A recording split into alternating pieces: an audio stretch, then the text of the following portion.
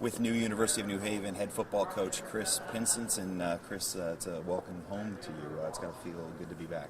It does. It does. As I said in there, it's special when you get a chance to come home, whether you're gone for a long time or whether you're just going for a short stretch. And me and my family really consider this to be home, and we couldn't be more excited to be here. You got up there and you spoke, and when you spoke about family and coaches playing here, you got emotional. What goes into that? You know what? You put a lot of time and effort into coaching. The relationships that you build with the student athletes, the relationships you build with the alumni, the relationships that you build with the people on campus here. And when you invest your time and your effort and your heart in something, sometimes it kind of bursts out a little bit and you get emotional about it. But we plan on investing a lot of our time here, both me and my family. I can't wait to get started, and eventually you'll probably see some of that, more of that emotion as we go through. But that emotion is real, and that emotion shows how much this place really means to you. It does. It does. When I said it, that New Haven is a special place, I really believe that. The people that have been here before know that, both the student athletes and the coaches, and certainly some of the administrators that have been here for the years and years that they have. The people on the outside just don't understand.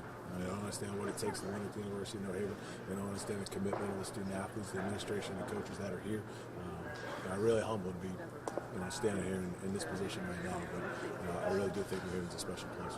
Now, can you just come in a little bit more? What does it mean to have the backing of Tony, the backing of Pete, to you?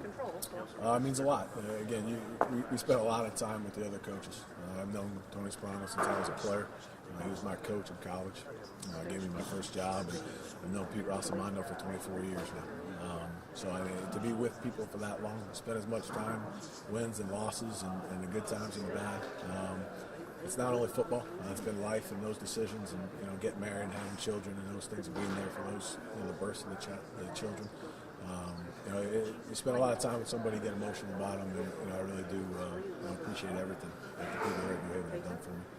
And how important do you think it was for the university to get a guy who understands the history? This program's been through a lot. Nationally, you guys just fly all over the place to go take on anybody, anywhere, at any time. It's a little different now, but still, you guys are a national power, staying a little closer to home. Yeah, when I was here for my first two stints, we played in 17 different states in my 5 years here. We bussed, we flew. Might have even taken a couple trains in there that I don't remember. But it's a special place, and since they've been back, and we're very, very fortunate to be a part of the conference that we're a part of now. I'm very, very fortunate that was one of the main reasons on why we were able to bring football back to the University of New Haven, and the alumni support and the people that have been here that brought it back. It really makes this a special place. You have big shoes to fill, but you're ready, right? I am. I really. I respect a lot of what Coach Rossomando, his staff, the student athletes most importantly did while they were here in the 5 years, and won a lot of football games and some championships. They sold a dream and a history and a rich tradition to get those kids to come buy into it and come to school here. And we could sell that too as well, but we could also sell the recent success that the past student athletes have had. And I think there's no question that we can continue to have that success and even more as we head into the future.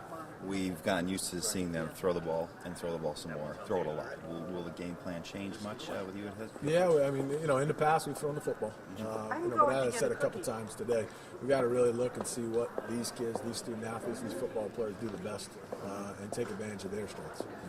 If that's throwing the football 50 times a game, that's what we'll do. If our best football players are the running backs or the quarterbacks that run with the football in their hand, then we've got to do that more. We're going to be up-tempo, we're going to be fast. I guarantee all three phases of our football team are going to play very, very hard on Saturday afternoon, and I guarantee you'll be proud of our kids.